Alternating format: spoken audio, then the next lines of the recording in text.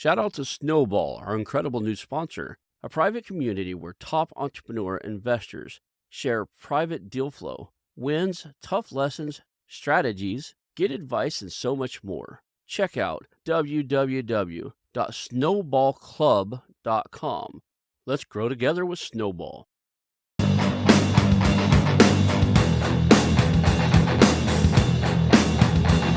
Hello, and welcome to the How to Exit podcast, where we introduce you to a world of small to medium business acquisitions and mergers.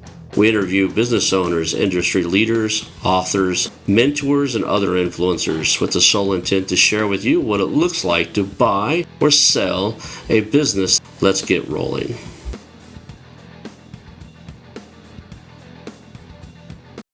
And now a moment for our sponsors. I want to highly recommend you get Acquisition Aficionado magazine. Every month, Acquisition Aficionado magazine brings you tactics for business buying and selling you won't find anywhere else. Learn firsthand from industry leaders who share their success stories, featuring in-depth interviews and stories from leading figures in the business acquisition industry. This multi-platform mobile magazine speaks to acquisition entrepreneurs wherever they are in the journey. And I want you to visit acquisitionaficionado.com today. Hello and welcome to the How to Exit podcast. Today I'm here with Richard Tunnah, and we're going to talk about his life in the mergers and acquisitions world. He's created multiple businesses, he's sold them, and actually helps other people do some of that. So thank you today, Richard, for being here from across the pond. Actually, you're on the opposite side of the planet. Well, maybe not the total opposite. I don't know what the opposite side of California would be. Thank you for having me. At least you're at least halfway across the planet, right? So yeah, something like that. Across a bit of water, a lot of water. Cool. I think we have the same weather as you. Usually, if I think of London, I think of overcast, like a little fog and maybe a little misty rain. And I Yes. live in the redwood forest, so we got the same thing going on here in the last couple of weeks. So at least we have the same weather, outside. Yes. Yeah. Let's. Yeah. Exactly. I always like to start with the origin story. Kind of, how did you get into mergers and acquisition? What made you come down this path? I joke around all the time, and say, "Hey, you were born, and then you ended up on a show about buying and selling businesses." How did you end up Hmm. here? Yeah. I mean, my story is an interesting story. I mean, I left school with no qualifications. I struggled for the first 10 years of my life. Had very bad asthma and eczema, and was in and out of hospital. At 15, my mother sent me for some English extra lessons, much to my disdain. And the lady said, "Well, you're struggling because you're dyslexic." And no one had said that to me. So, yeah, I left school at 16, really didn't have any qualifications, went into retail, worked in some high-end men's clothes shops, worked my way up in a business. It got acquired by American business. This was Principles, which was a big chain in the UK of clothes for men and women. And at the time, it was very good. I was a manager, moved my way up from a 17-year-old up to a manager.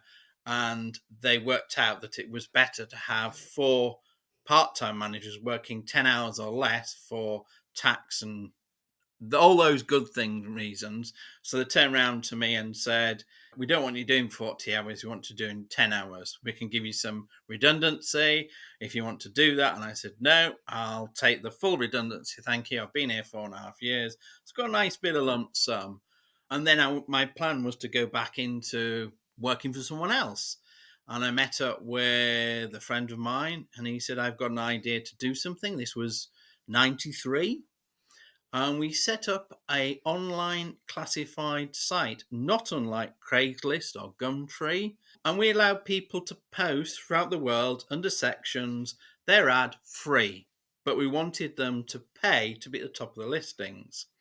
Now, I don't know if you remember those times, Ronald, in the early 90s on the internet.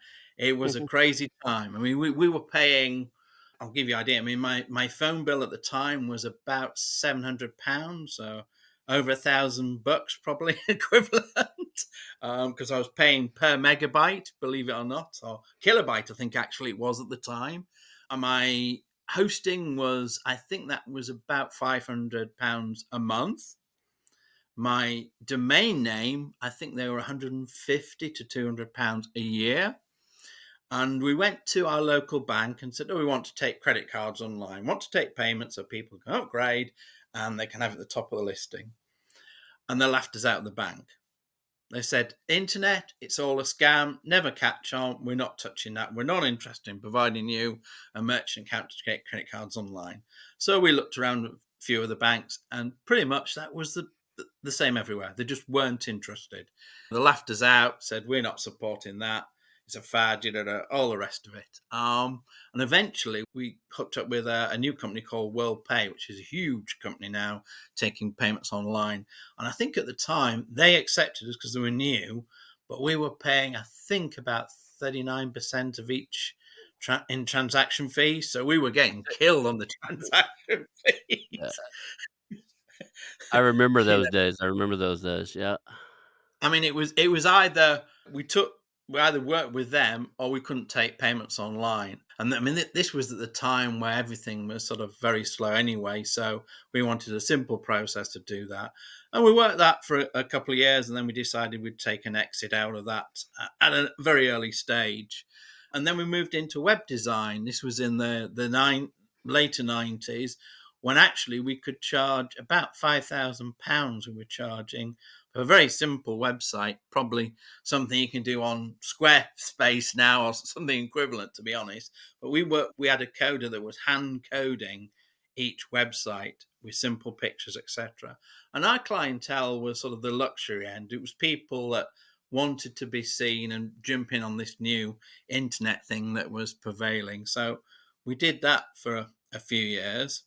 And then we exited that. And then I saw an opportunity to sell on eBay end of line designer t shirts. And I used to buy in bulk from DKNY and Ralph Lauren t shirts. And then I would flip them on eBay and make my margins. And that was a very good business for about 18 months. It got more competitive because people saw what I was doing. And then I exited that and moved into consulting businesses to grow. Worked on that a couple of years, exited that, and then moved on to consulting with in terms of getting published in books and getting your name out there. So brand, really, or personal branding. Worked with that for a couple of years and exited that. And then about eight and a half years ago, I met a former investment banker who said to me, why don't you start acquiring businesses and input your skill set into these businesses? Because you've obviously got quite a history of skill set. And me, like most people I chat to today, said, well, isn't that only for the multi-billionaires and the PEs with huge pockets, etc.? And he said, no, no. And we acquired some businesses. Most recently, I've just exited a security company that we acquired. We acquired it probably at the worst time ever, this security business. We acquired it and completed on the 20th of February 2020. People know in the UK, in March, our government went into complete lockdown. This was a consultancy business. We worked with a lot of high profile banks and government agencies going in and checking their security. And suddenly we couldn't do that. So we had to pivot to helping them work remotely, basically to just have a business. And thankfully, we managed to do that, get back up again. And then an investor that came in made me an offer for my equity stake and exited June, I think it was, of last year. So that's kind of my. So I've seen this journey from a few different points of view, to be honest. Starting off with the bootstrapping, which is, I was in my early 20s when I started, but it's certainly not an easy route to take, I would say, and taking the early exits, on those, and then acquiring slightly bigger companies and then looking at building on those and then exiting. So that's kind of my journey, I guess. And if you're like me, there's probably a half a dozen businesses that were ideas you kind of put a little time and energy to in the middle there that just never took off, didn't get product market fit. We always talk about the ones that grew and sold because they took up years of our time, but we rarely Yes. talk about the, hey, I tried this for 3 months. I couldn't get anybody to like it. right? And Oh, there's a few, Ronald. I mean, I remember one after the clothes business, I decided that there was a market on eBay for refurbished TVs. And I started getting that, but I realized very quickly the problem with that was that the capacity, I had capacity on my property at the time to put the t-shirts, but when you're talking about TV, even though they were much smaller in those days, a 32-inch TV, if you've got 100 of those, Yep. and then you need space for delivery, etc. So yeah, I've certainly had things that I've tried and realized, hey, there's going to be some issues here in scaling, etc. And I realized quickly that I needed a fairly big, easy access warehouse. And at that point, it was going to eat up quite a lot of my profit margin before I made any Right. money. So that was a quick in and out, unfortunately. So having so many exits, what did you learn in the first, couple that like kind of walk us through the lessons learned? I'm sure there are things you did in the first time you sold a company that you're like, okay, I'm never doing that again. So what were some of the lessons learned? I think forward planning. This is something I always talk to people that say to me, "Oh, I'm thinking of selling business." I said, "Well, okay, have you planned this exit?" Because we know that the worst exit is the exit that has to happen because of health, divorce, etc. Hmm. And I think I was guilty on the first one of not preparing the exit, not having the facts and figures there, of laying it all out. So I didn't maximize my exit. I'll be honest, and I got better at that as I went on. And now, from the other side, I understand completely the importance of that. And maybe I didn't really understand the importance in my 20s. And hey, why do they need all the bank accounts all lined up? Why do they need to know everything? Right. One of the things that a lot of the first time sellers run into is by the time they sell it, they're either burned out or there's a driving reason for them to sell. And they get in this realm of indifference because they're at the where they don't I don't wanna say they don't care, but they're at the point where they're gonna shut this thing down, and they're only selling it because it's a better option than shutting it down, right? Yeah, And yeah, that plays to our side on the buyer's side, of course, yeah, but it does it in the realm that if they, say a sale doesn't happen overnight, it takes months, if not, a year or 2 sometimes. And if you look mm, at the revenue and all the other, mm, you can see that in difference on a chart. You can actually see things starting to drop over time, and that just absolutely. it's really hard to sell that. I looked at probably 4 or 5 companies last year that were trying to sell where the owners are burned out, and it's hard to buy something in a declining market, especially a lot of times they're going in a declining market. I'm trying to put my hand in the camera here. The market's going like this, and the competitiveness is going here. So you've been Yeah, indifferent and starting to go down. Other people are seeing it and making it work. So now there's more competitors than you had. And it's just yeah, hard as a buyer to look at like, I don't, you did this for 10 years. I don't, what makes me think I'm going to come in, buy your mm, company, do better than you did against a more mm, competitive environment than mm, you had. mm. And that's a hard story to sell.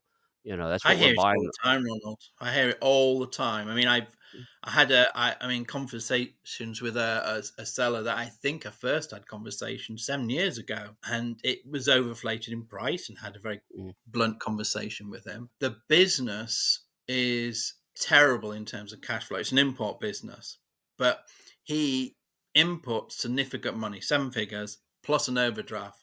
So for about 10 months of the year, that business is a negative equity.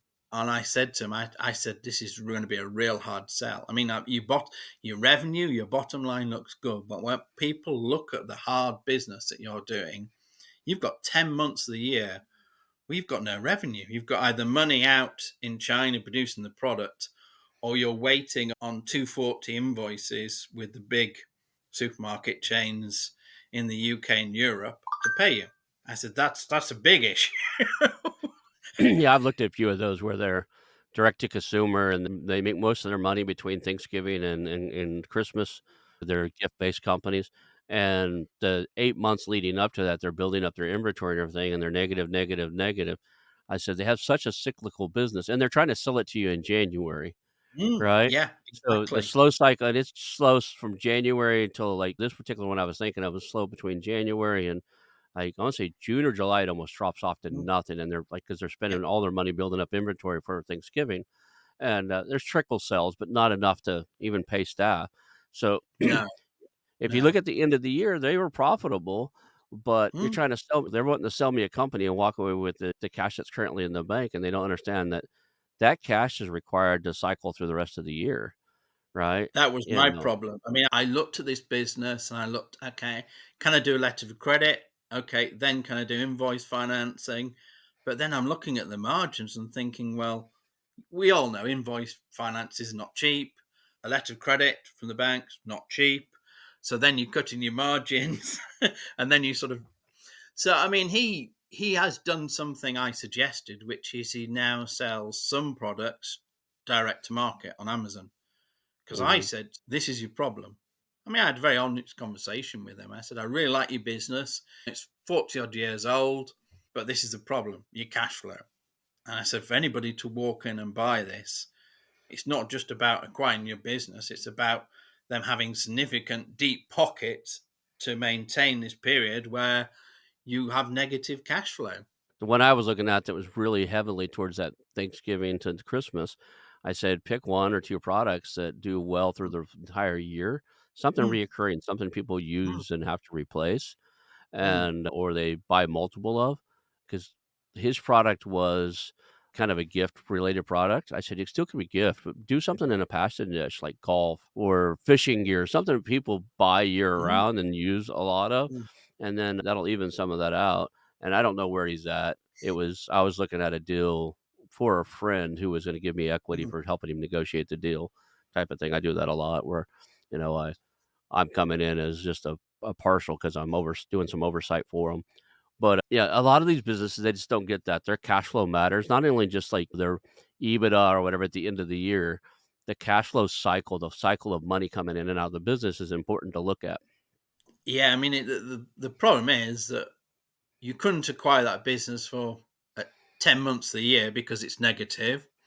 And Mhm. even the 2 months where all the money came back in, you're still juggling the balls for the next financial year. So that's the problem. I mean, you did take my advice, but I mean, I don't know whether you find this, Ronald, but I find a lot of the time when I'm speaking to sellers, I'm actually coaching them through the realities. And sometimes I feel like a bit like the Grinch. I mean, I got, last week I got referred three brilliant businesses. If you looked at the top line, there was one revenue who was doing 14.5 million euros, had some blue chip clients, but he'd lost 3.5 million because he just wasn't, he had some very experienced staff and he just wasn't controlling the costs. And then he turns around to me and says, well, I want 10 million for this. And I'm like, well, I'm sorry, but I'm not sure what I'm buying. So it's interesting as I approach it a little different. One of the things we do is I don't talk about price right off the bat. As a matter of fact, I don't bring it up until they do most of the time. I'm more Yes. interested in where is the owner trying to get, right? So Yes. what are they trying to accomplish? And if one of them says, I'm trying to, a lot of times it does come up. I'm trying to retire. Cool. What does that look Yeah. like? I need $2.5 million for retirement. And they don't get that.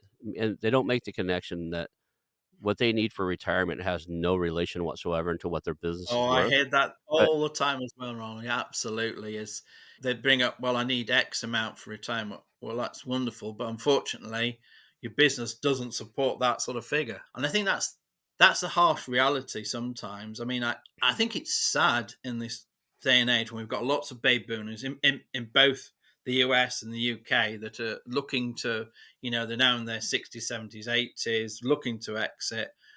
And to me, there's lots of bad advice on different advice they're getting, whether they're turning to their accountant or their seasoned lawyer who really doesn't know about M&A and will tell you, well, this business has got a great USP.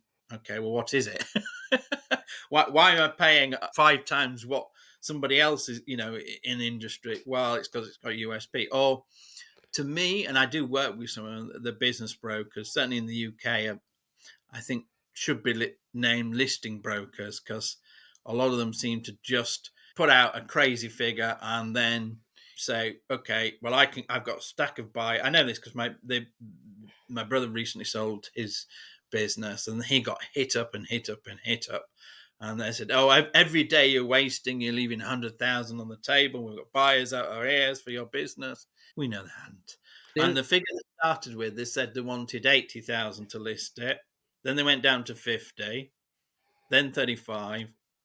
So I kind of feel sorry for business owners in a way, particularly baby boomers that have worked so hard on their baby for decades, and suddenly like, oh, I'm being told I have to retire, or ill health, or I've just run out of energy, maybe.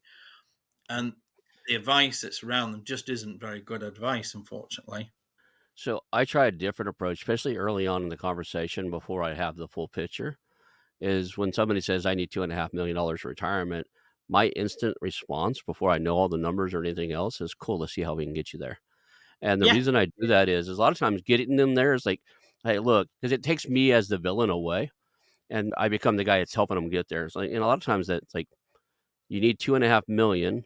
Your EBITDA is 600,000. In order to get to $2.5 million in your pocket, we need to get your EBITDA to X because the yeah, industry is paying 2.5 times for a company your size or 3 times, whatever the number yeah, is.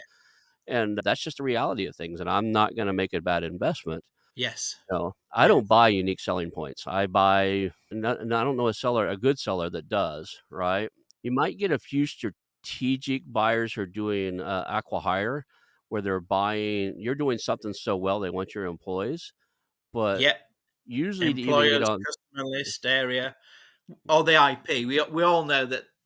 I mean, this is a conversation I had with this gentleman the other week because it was a digital agency type business, and I said the only way he was going to get sort of seven figures would be to sell the IP and hope someone like a Google, a Facebook, or a PE thought, well, there's some value in the IP you've developed, and we're prepared to pay a premium because we can sell it on. But I said to him, I think he was doing, I think 200,000, and he wanted 20 million. He wanted for his business because he said, "Oh, me and my business partner have each put 10 million into this business, developing it over the last 7 years." And I said, "Well, that's great," but I said, "Unfortunately, your business doesn't support that." And as I say, I said, you might get somebody that's going to come along and they're going to pay a multiple seven figure if they think your IP is so great that they can do something with it. I mean, I know somebody that did very well from Microsoft buying the IP. They actually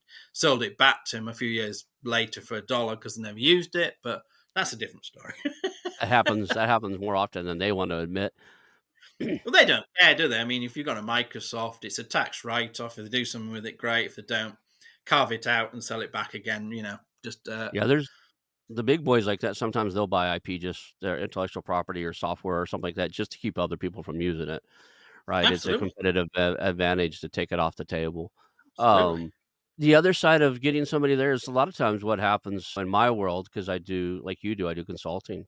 So a lot of times Mm, I say, "Well, the way we're gonna, let's see how we can get you there." The end mm, package, the offer that's made is like, "Look, if you really like your guy needs to get 20 million, if you really need to get 20 million, you're gonna have to get the revenue. mm. Let's say we can get you above $4 million in EBITDA, where the PE firms are starting to look at you and they may pay 6x, right? Yeah, So in yeah, order to get to even at 6x, we're still gonna have to get your EBITDA above, well, get 4 most of these things, the, PE don't even look at you until you're at 4 million in EBITDA, and at 6, if you can get them 6x at that, you're there, right? yeah. So, That's exactly but the conversation I had, Ronald. I said yeah. that he needed to get a significant better EBITDA, and probably with 2 years trading at that, so that it attracted the PEs, the VCs, etc. Exactly as you're saying, basically. I said And that's the reality. fastest way to do that and the fastest way to do that is to work with a guy like you or me when we go acquire, companies that are similar that we can tack on and build a customer base that we can cross-sell, upsell, and Absolutely, add instant customers to us. absolutely. And so the conversation usually ends where, "Hey, I really need to get out. I can't go through that mergers and acquisitions thing." It's like, "Cool. I can't promise you 2.5 million, but what I could do is I'll buy 75% of the company. I'm gonna do at the current valuation, I'll leave 20% on Yeah, the 25% on the table. Here's the plan to get you closer to your exit number. That 25% could be worth closer to what you're wanting after we go through our yeah, process." and we've got deals done that way. Like I said, I'm usually a member of the team on those. The real trick on all these things is like you said, exit planning. What are some of the other lessons that you learned as far as making a business? I want the sellers to be listening to this. I want sellers to hear what are the process they need to go through to make themselves sellable to one of us.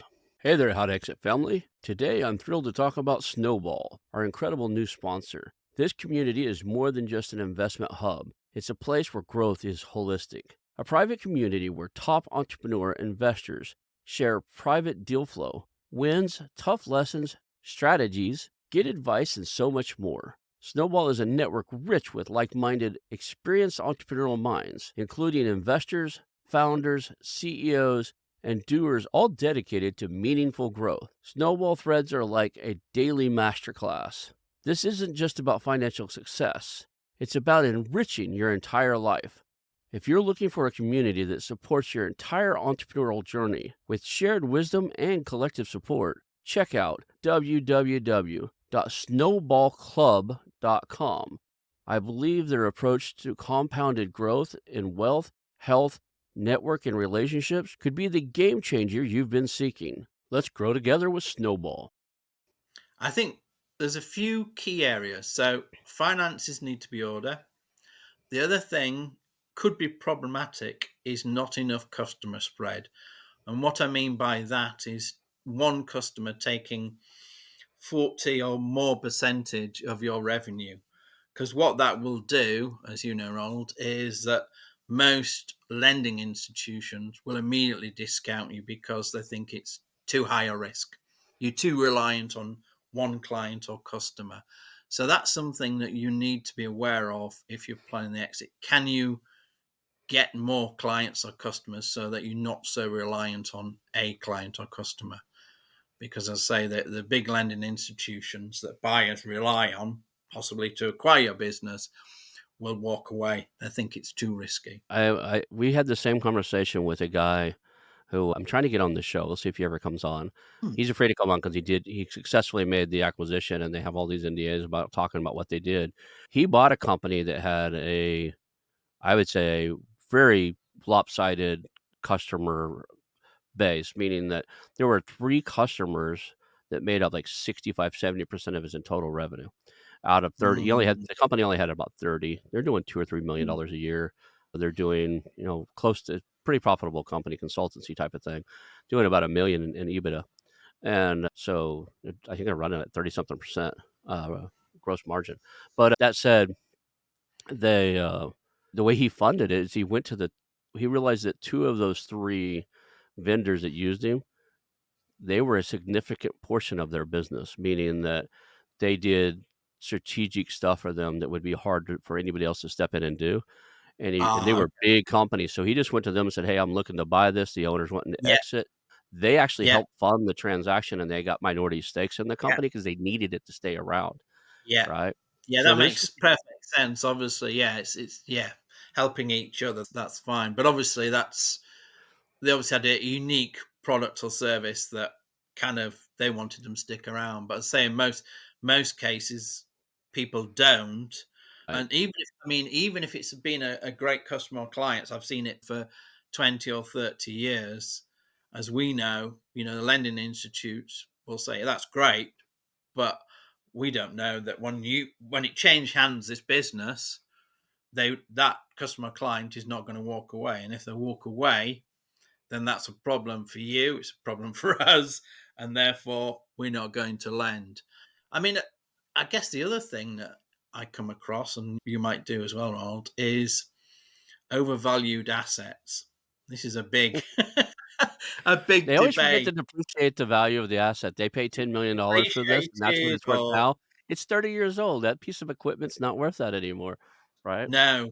And I always explain, hey, we can get a lend against these assets, but what the lenders are going to do is they're going to send somebody in that's very experienced and they're going to look at every bit of asset and they're going to work out the current market value. And we will get a loan against the current market value, not what you bought it for 2, 3, 4, 5, 10 years ago. It's Yeah. what it's worth today. Yeah, I I had a We were looking at a heavy manufacturer. They made things, extremely heavy things, and they used big cat front Ooh, loader type of equipment. I'm talking huge ones, look like you would see on, like in a mining operation and stuff. They were giant forklifts and stuff, but they had to lift these big concrete pillars and stuff these guys made.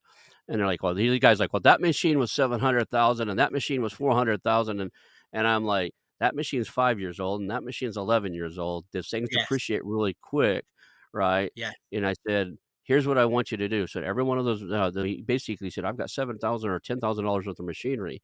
I think, "I want you to," it was probably a dozen pieces or 2 dozen pieces of machinery. I said, "Take all of them, put them in a spreadsheet, and yeah, go look online, look at eBay and look at other places and look that you'll be amazed what find what they're actually selling for, right? yes, Ca exactly.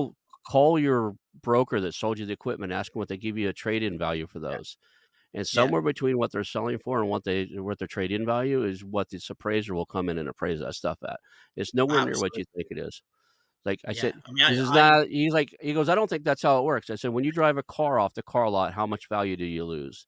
He goes, exactly, "Thousands." I said, "The same thing exactly. happens when you drove that forklift, Yeah, that $700,000 cat front loader that they put a forklift things on. When you drove that off the lot over there, it dropped. It's no longer, absolute no longer shiny and new." story, Ronald, about that actually. A few years ago, probably not actually pre-pandemic, 19, I looked at a very good business. They made sort of widgets, for a better word. They made all sorts of bit of steel fabrication. And they had a big factory fire, unfortunately, a year previously. And the insurance had come in and they put these wonderful machines where they put the steel in one end, program it in, and it produced whatever you wanted. ATM, cash point, the bit where you put that was one of the things they produced in the sort of from hundreds to thousands. And he said to me, he said, "Oh, these machines were a million quid each. There was two of them." He Mhm. said, "So I want to sell a business, and I want you to give me a million quid for each of them." I said, "Well, hang on, it's huge, huge. They were probably, I don't know, 30 foot each. Huge, great things." Mhm. I said, "Anybody that wants to buy these, if you want to sell them, you've got to take your roof off your business because that's how I got it in. They've probably Mhm. got to be split in two. You've got to get them onto a load and shipped to somebody, and they're quite unique." So I said, "I appreciate that they were manufactured for you at £1 million a go, 2 million quid for both of them. But unfortunately, any appraiser comes in will take into fact, A, as you say, they're not brand new anymore, and B, to sell them off comes at some considerable cost." So I said, they're going to take all that into that. So, and I said, if you take those out of your business anyway, you don't have a business. The other thing I come across is, especially in that same realm where equipment needs to be replaced, so they know they need to sell and they don't want to replace the equipment. And then you're looking at it like, just think of those two, million quid devices that needed, if he hadn't replaced them and he comes and he tries to sell you the company, you look at it and go, Yeah. those things are, if you really do your due diligence and realize that those pieces of equipment have to be replaced, now Yeah. you have a capital expenditure you have to bring equipment in at 2,000,000. That still has to Yeah. come out of the price. So a lot of times they go, "Well, I wish I'd have never bought those because then I wouldn't be in the hole." It's like, no, I would still have to calculate, you know, Yes. that your business needed them to operate. One of us would have had to buy them. It's still gonna come out of the bottom line. It's amazing the stories you hear on. I mean, I Mhm, like you would probably look at. I mean, now I probably look at 300 to 400 businesses a year in mhm, terms of deep dive financials, etc. I remember one I went. I'll be very careful how I say this. About 5 years ago, I went to a wholesale bakery that was listed with a broker, a good broker that I knew.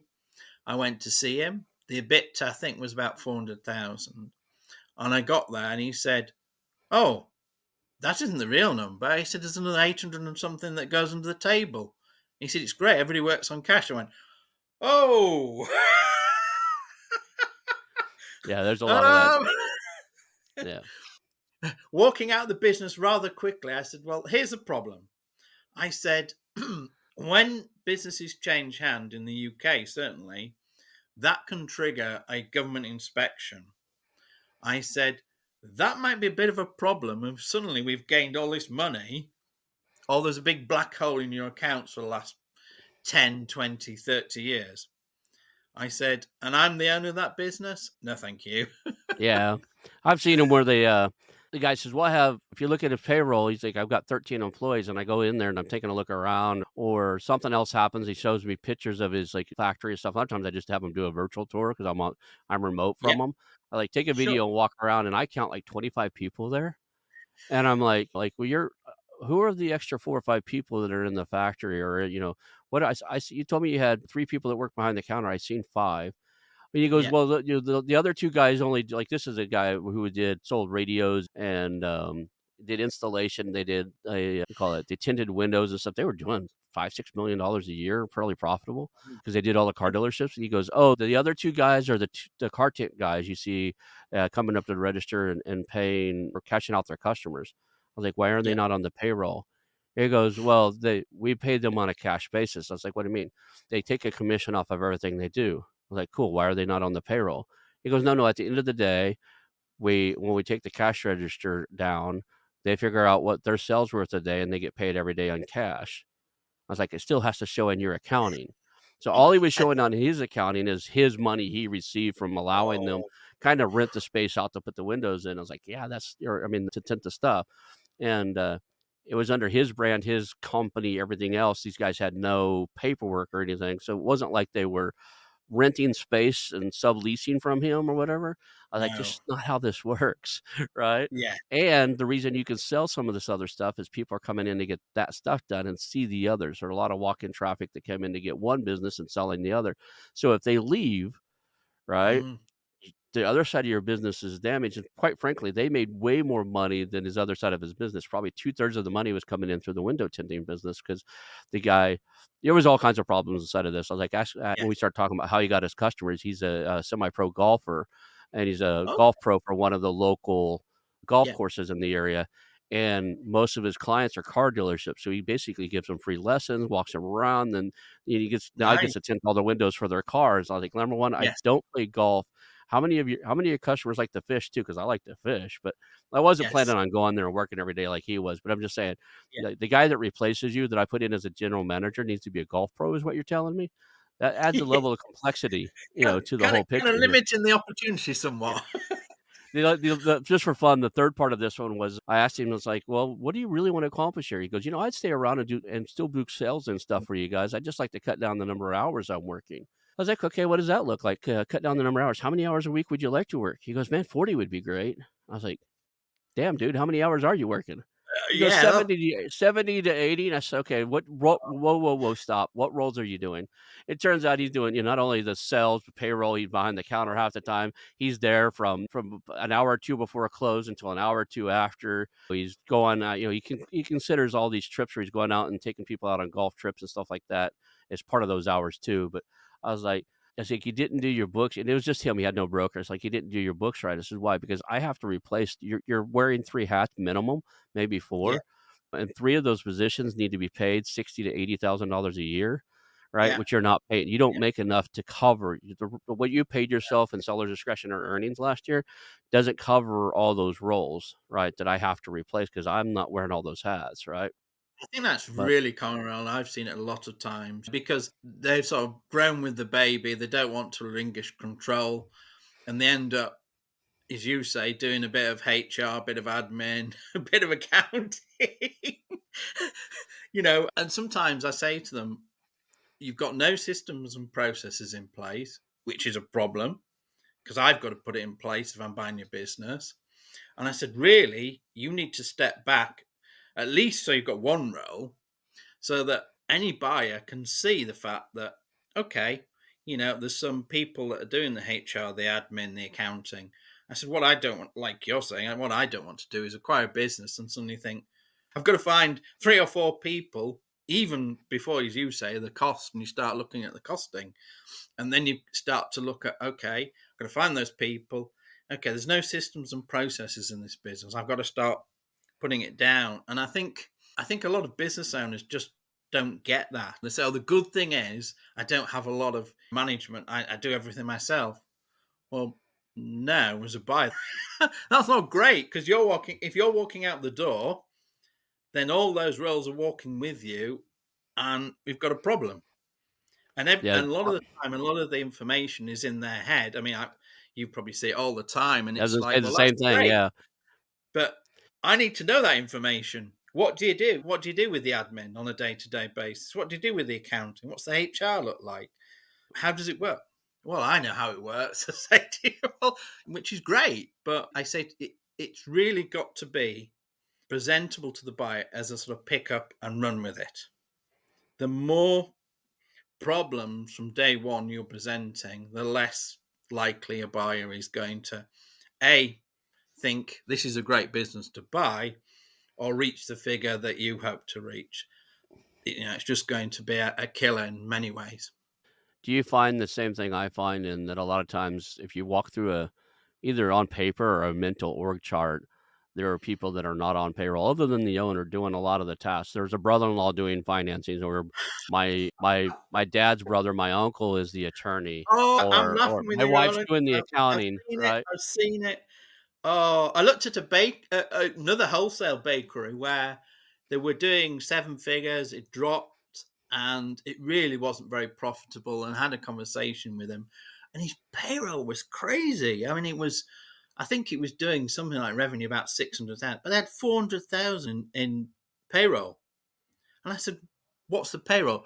Oh, well, my sister works here, my brother works here, my auntie works here, my cousin works here. I'm like, "Oh, what do they do?" Well, they like working here. Well, I'm sure they do. And not only were they working there, but he was paying them way over what the equivalent job would pay working for somebody else. And if you look at that, you can look at it one of 2 ways. I can either come in and fix all of that, but the problem is you lose, let's say it's got 50 employees and 10 of them are family. You don't Yeah, lose the 10 family members, you lose the 10 family members and everybody they were close to that are mad that you lost the 10 family members. A lot of people don't understand. They think too logically. They go, yeah, "Okay, there's a little bit of nepotism going in here. There's 6 people that, are connected to the owner. They may or may not stay anyway. They're overpaid. I will replace them." They don't yeah, realize those 6 people are connected to 3 each, so there's 18 people impact. There are 3 people, for almost every person in a company that somebody's close enough to that is either yeah, gonna be impacted to the point where they're not performing as well, or absolutely leave if you let somebody yeah, go, right? yeah, And it's gonna take yeah, some turnaround. Then there's gonna be, I always say there's at least 1 or 2 people that if you let them go, the whole company works better and they're all happy and they actually yeah, become more productive because they think the owner should have got rid of them 6 months ago. There's always those guys there too. But, there's a little bit of, I always think that kind of a humble thinking, like, who am I to think I can come in here and run this company better than you did? You've been running it for 30 years. And a lot of yeah. business owners don't think that, or buyers don't think that way. They think they're going to go in on day one and make a list of changes. And I think it's dangerous. I think it's dangerous to go into something you don't know. Nothing that's built organically over 30 years is built logically, No, right? no, There's a thing of, what's logical now in today's day and time wasn't logical 30 years ago. The same no, tools and same systems and processes and things that could be done now weren't available. Like, that's one of the risks we all run is we just wanna run in there and start changing things so we think we can do it better, and I use that as a little bit of it's ego changed check. too Who am quick. I to think I could do something better than you've been working on for 30 years? Absolutely. Yeah, I mean it. Yeah, that is true. I think we all are guilty of that at times. As you say, that the fundamentals of a business that's been running decades it's a good fundamental because they wouldn't be here if not. So it's Right. about tweaking it rather than, as you say, running in there and trying to change everything at once. So I mean, I tend to work on a sort of 90-day program where once I'm in the business, I do another deep down on the dive on the costings, and the other side, obviously, marketing and how they're getting out there. I mean, the security business, we realised a guy, nice guy, nearly 70, been working the business for 40 years, very successful. But he was persuaded to get a website by one of these people that were monitoring it and doing all sorts of fun. And he was paying, I think it was 1,000 or was it 1,500 a month just to host a website, a static website that really, it was there just as a presence. They didn't really get any traffic from. So I'm like, wow. Something you He I just could put didn't together for understand it. 19.95 a month, Yeah, yeah, right? yeah. He just didn't understand it. I mean, they were doing that, and then they were selling a domain. His domain was about £200 a year, which I say is kind of going back a decade for me. But he just didn't understand it. He thought, right, I need to have a website. These guys sort it all out for me. Great. But as I say, it was just, so we immediately saved sort of, I think it was £20,000 first year just by moving it. And I still get pitched those guys come to me sometimes like, "Hey, you need another website? Like, we'll do it. We'll build it out for 10 grand and we'll maintain it for 1,500 a month, and it's on our custom platform that only we could ever do." And I was like, "Yeah, 99% of websites out there, especially static ones, can be done off of some form of WordPress, which I can get for free Yeah. as software and host for Yeah. 29.95 a month on a decent hosting Yeah. service. I'm not interested. Maybe I'll pay you a grand to format it, set it up, and stuff my content in it, but other than that, I Yeah. don't need you."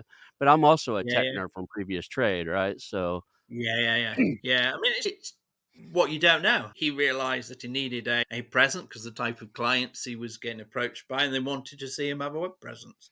He didn't really and understand it, so they were solving his problem, but just at quite a high cost. I've seen one of those, and one of the problems we had is, like, they had a 5-year contract with him too, right? Oh, And I was yeah, like, yeah, yeah, "Okay," yeah. 5 years left on the contract, and I'm like, "You Yes. signed a Yeah, yeah, 5-year yeah. contract." You know what technology does in 5 years? Like, it just doesn't logically make sense to me that we'd ever sign any kind of software or technology contract for 5 years.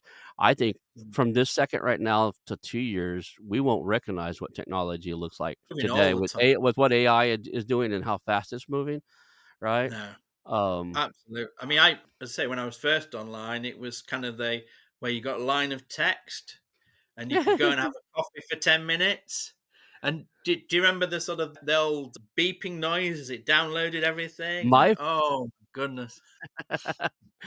Okay, so let's go back to mergers and acquisitions. Let's talk about we're close to the top of the hour here. Let's talk about what are you doing now and how can people work with you and kind of what are you looking for? What's your current what's your current career look like? What are you up to?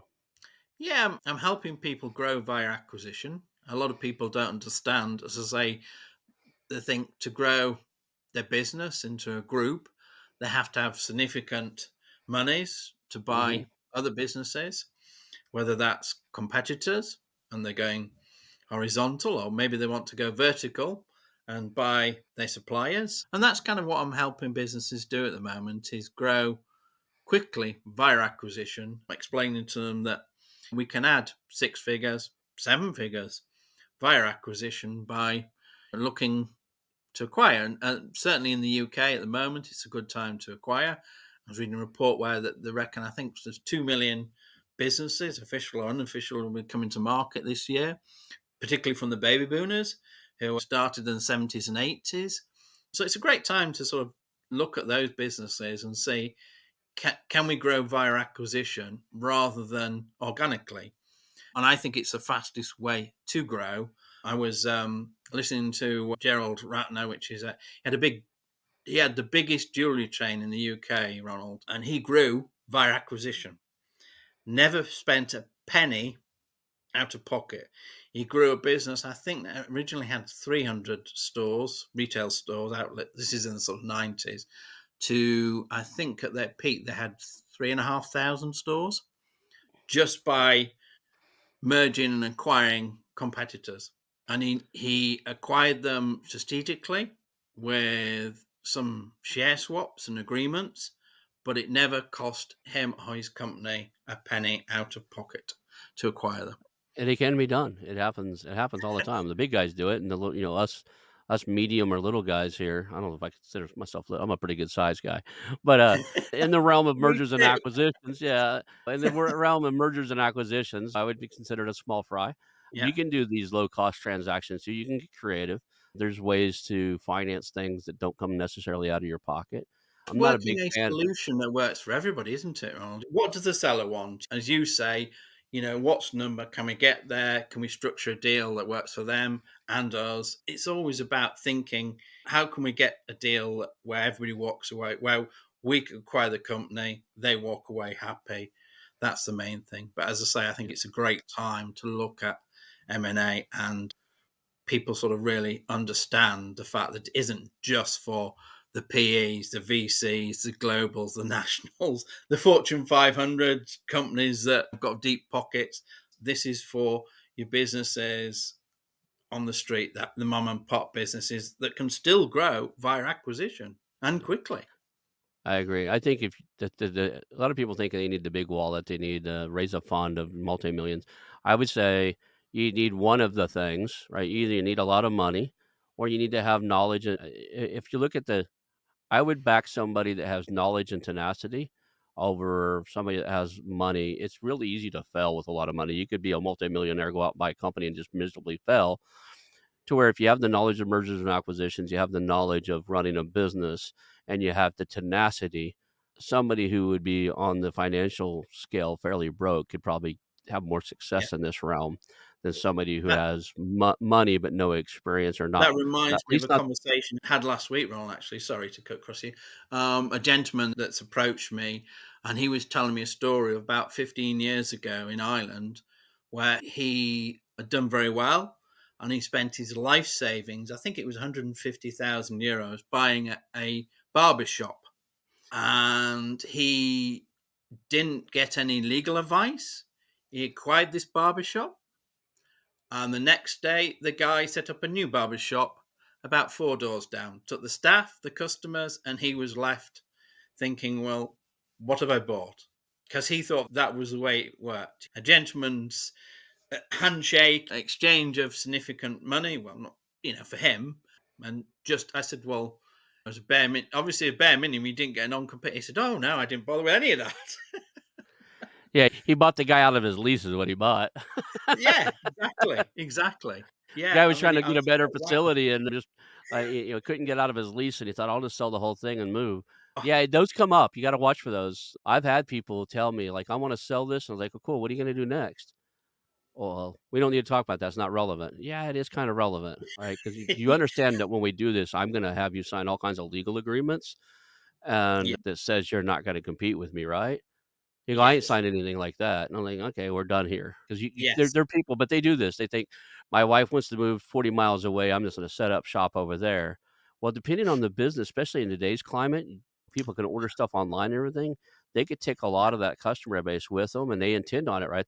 They've already downloaded and have their Rolodex, in their phone and on their personal computer. They have that Excel spreadsheet that has all their customers on it. They think they're gonna go over to the shop and just yeah. start shipping things to people instead of having them come and pick it up at the office. Yeah, you got maybe somebody will buy this, but it ain't me. So, No, right? no, it's a shame, being around business owners and chatting to them and chatting to people that are interested in selling a business. You hear these horror stories, unfortunately. And I think that's why it's so important that if you are looking to buy or sell your business, you are taking professional advice or someone that knows what they're doing to protect your interests. Yeah, I always joke around and say due diligence happens 100% of the time, every single time. It either happens before you sign a check and send them the money, or after you own the asset and you start working in it. You're gonna learn everything about that company at some point. It's just better to do it prior to actually stroking a check and signing contracts. So, how do people Yes. reach out to you? How do they get a hold of you? How do people work with you? Yeah, sure. I've got a website, richardtunnah.com. Simply reach out on there and I'm happy to have a confidential chat, and we can take it from there. Awesome. Well, I appreciate having you here today. I learned a lot. We had fun. Thank you for being here and hang out for just a second. We'll call that a show. Thank you. I want to announce our new channel partners, the ITX Marketplace. Since 1998, ITX has created $5 billion in value by selling more than 225 IT businesses in 20 countries. ITX works exclusively with IT-enabled businesses generating between 5 million and 30 million who are ready to be sold, and M&A decision makers who are ready to buy.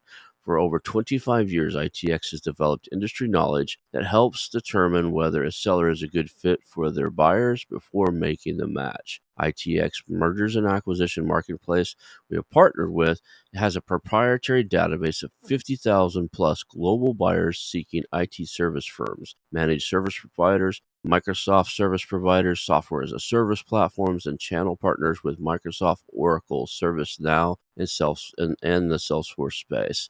If you have an IT-enabled business you're ready to sell, I want you to visit the itexchangenet.com/marketplace. How to exit. That link will be in the show notes. Visit them now.